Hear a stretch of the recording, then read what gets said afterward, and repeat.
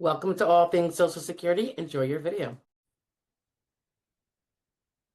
TGIF and special thank you to our deployed military members who are not able to be home like most of us can be.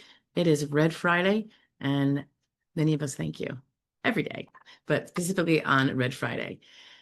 And of course, our Red Friday here is also Fraud Law Review Day. So here's the one for today. The title is Man Admits Using False Identity for Decades to Evade Arrest and Collect Social Security. So let's see. He pled guilty, so I'm going to say the name.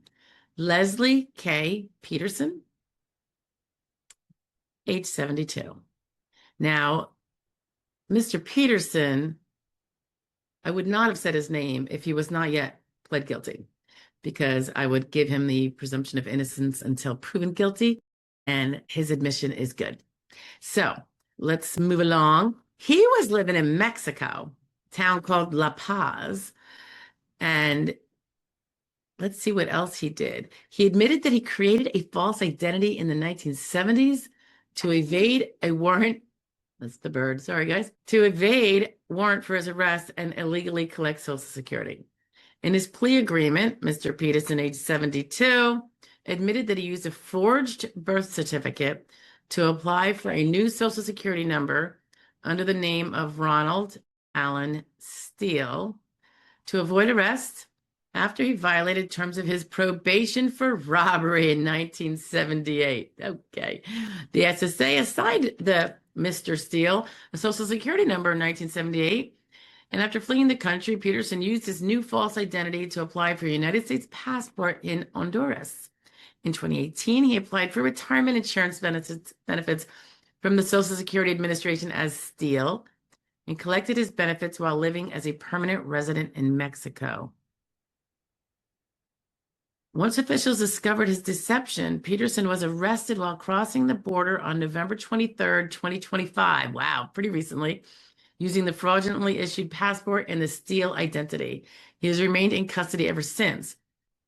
As part of his plea agreement, Peterson has agreed to pay restitution to the Social Security Administration in the amount of $130,000 and change, representing all money fraudulently paid to him as Ronald Steele since 2018.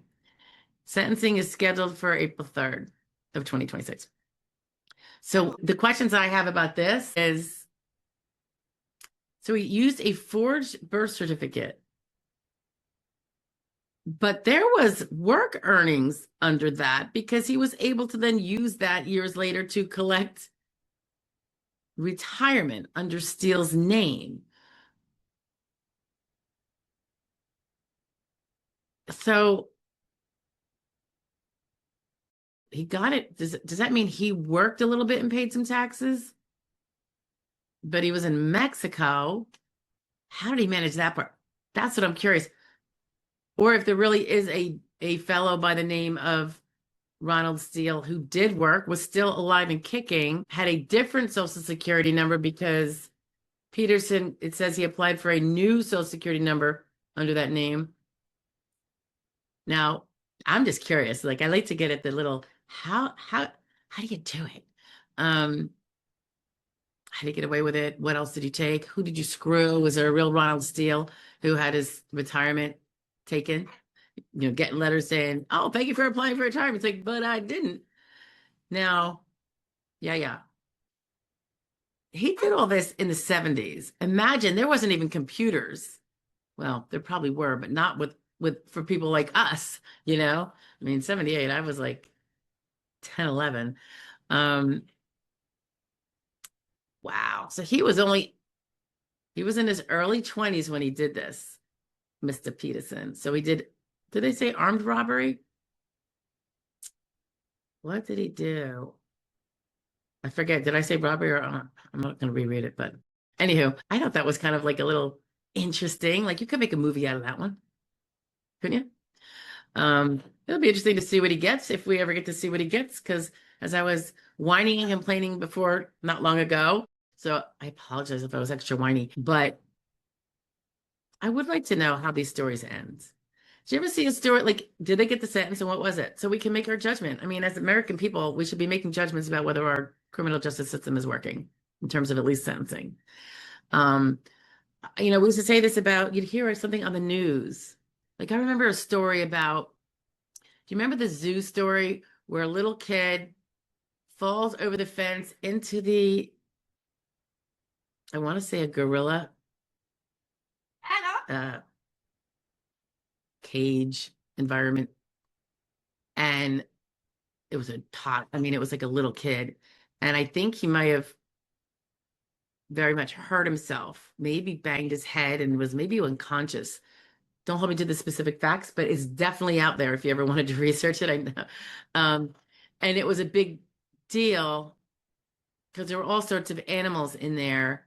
And plus the kid falls on the concrete, and I think he was knocked out. I'm not sure.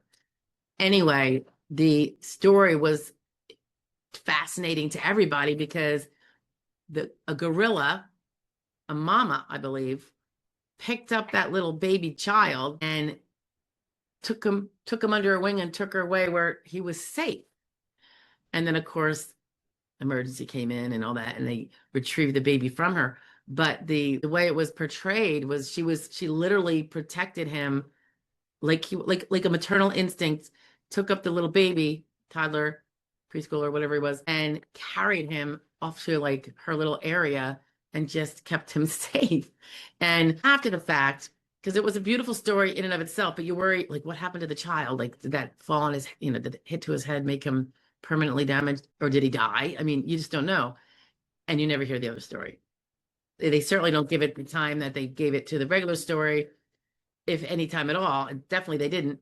And anyway, that's the kind of thing, like, we want to know the follow-up. Don't just leave us hanging because you can get us to click on you and watch your commercials. Or back in the day when this came out, it was just regular TV. But anyway, so that's why I always want to know, how does this follow up? We want to know. We want to know what happened. Did the right things happen? Did he get the right penalty? I'm sure that's debatable because we all have different opinions on how strict we should be with our sentencing. Anyway, that's my thought for the day on this one. This one isn't, we read some that are just like so heartbreaking. This one is criminal, gotta be held accountable, but it's not making me feel horrible, for somebody who's been abused, which we have some of those, as you know. Okay, guys, thank you, and I will talk to you later. Bye. And thank you again, Deployeds. We love you.